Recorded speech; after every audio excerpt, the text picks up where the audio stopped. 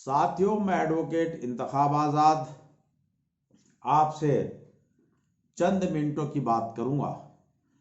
26 जनवरी सन 1950 को जब भारत की पार्लियामेंट में बाबा साहब डॉक्टर भीमराव अंबेडकर द्वारा लिखित संविधान को स्वीकार कर लिया गया, तब बाबा साहब ने पार्लियामेंट के बाहर आकर पत्रकारों से बात की और उस वक्त बाबा साहब मंद मंद मुस्कुरा रहे थे। तब पत्रकारों ने पूछा कि बाबा साहब, आपकी मुस्कुराहट का कारण क्या है?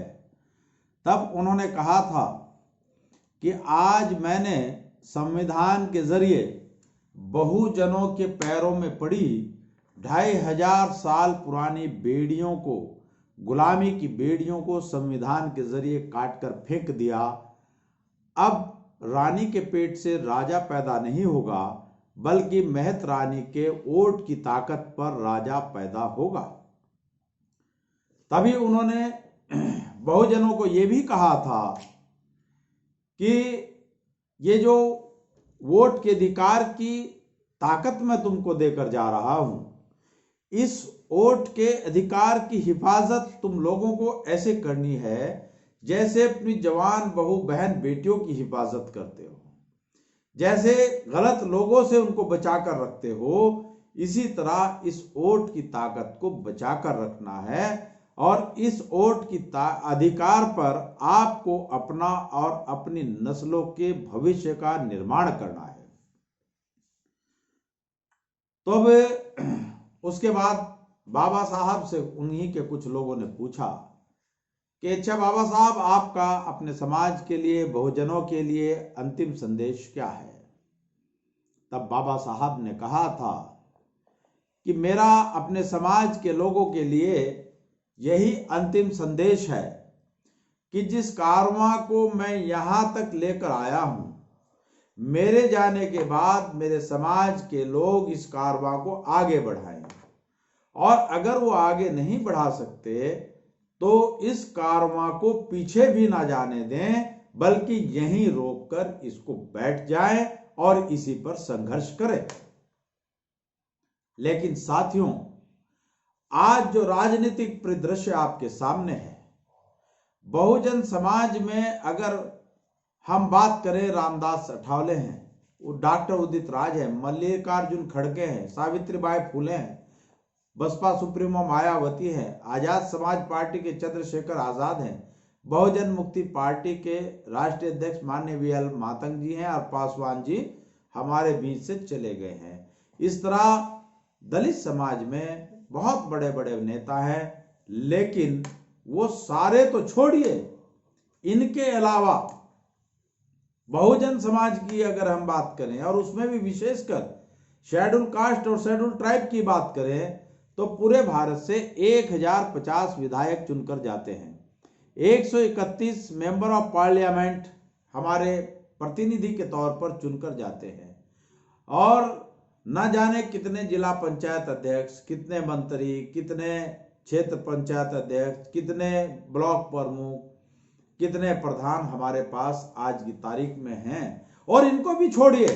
IAS, IRS, IFS, दरोगा, इंस्पेक्टर, क्लर्क, बाबू की फौज के अलावा राष्ट्रपति तक हमारे पास आज की तारीख में मौजूद है। बाबा साहब ने अकेले उस वक्त जब एससी समाज और ओबीसी समाज शूद्र था, जब इनको भारत में किसी भी तरह का अधिकार नहीं था, एजुकेशन का अधिकार नहीं था, प्रॉपर्टी रखने का अधिकार नहीं था, हथियार रखने का अधिकार नहीं था, ये भी छोड़िए, इन लोगों को इंसान होने का भी अधिकार नहीं था, तब बाबा साहब ने अकेले लड़कर अपने 2-2, 3-3 बच्चों की कुर्बानी देकर बीमारी की हालत में एक ऐसी व्यवस्था का निर्माण करा कि 2500 साल पुरानी गुलामी की जंजीरें बहुजनों के पैरों से काटकर फेंक दी, और राजा के पेट से, रानी के पेट से राजा पैदा होगा, इस व्यवस्था को ध्वस्त करके महत रानी के वोट की ताकत पर राजा चुनने का अधिकार दे दिया। लेकिन ये सारे मिलने के बावजूद भी आज बाबा साहब की विरासत को नहीं बचा पा रहे हैं। इतने भारी भरकम नेता होने के बावजूद, इतने बड़े बड़े अधिकारी होने के बावजूद आज बाबा साहब का वो कारवां जो उन्होंने नेहरू गांधी की मनुवादी व्यवस्था के खिलाफ खड़ा किया था, वो कारवां आगे बढ़ने के बजाय बड़ी तेज गति से पीछे जा रहा है। और सारे बहुजन समाज के जितने भी नेता हैं वो खुद को तुर्रम खान समझकर अपना लगे हुए हैं। हर कोई कहता है कि मैं दुनिया पलट दूंगा, मैं सत्ता पलट दूंगा। किसी के पास कोई आइडियोलॉजी नहीं। हां, बामसेफ और भारत मुक्ति मोर्चा के राष्ट्रीय अध्यक्ष माननीय वामन मेश्राम जी तमाम बहुजन समाज के अंदर पूरी तरीके से वही जो मान्यवर साहब काशीराम ने कहा था कि 1585 का जो फार्मूला देकर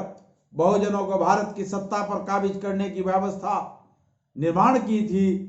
और उसी निर्माण के तहत उन्होंने बहुजन समाज पार्टी को भी 1 नहीं 2 नहीं 3 नहीं 4 दफा भारत की उत्तर प्रदेश की सत्ता सौंपी।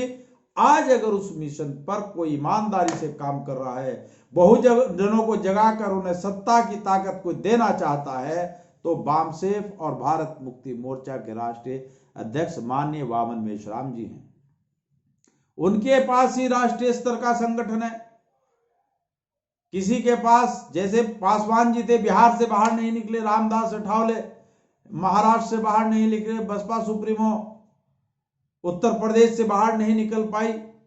इसी तरह तमाम जितने भी दलित नेता हैं, क्या तो उन्होंने कांग्रेस और भाजपा की चाटुकारिता की है, उनके तलवे चाटे हैं, क्योंकि दलितों की हालत भी मुसलमानों से बदतर हो चुकी है। जैसे मुसलमानों के पास भारत में राष्ट्रीय स्तर तो छोड़िए, क्षेत्रीय स्तर का भी नेता नहीं है, उसी तरह दलित समाज के अंदर भी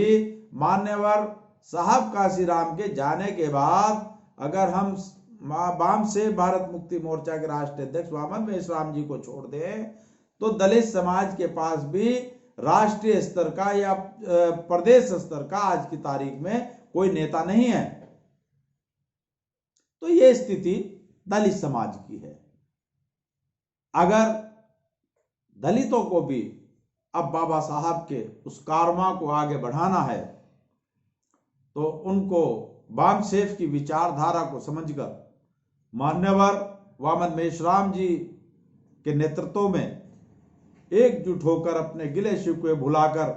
अपने छोटे छोटे दलों को छोड़कर एक झंडे के तले आकर इस व्यवस्था से लड़ना होगा। तभी भारत में बहुजन हुक्मरान बन सकते हैं, अन्यथा नहीं। साथियों, आपने मेरी बात को ध्यानपूर्वक सुना, उसके लिए आपका बहुत बहुत धन्यवाद। इससे पहले कि मैं जय भीम जय भारत बोलूं, आपसे मेरी निवेदन है, दरखास्त है कि आप तहलका एक्सप्रेस यूट्यूब चैनल को अपने मोबाइल में सब्सक्राइब करने का कष्ट करें। धन्यवाद।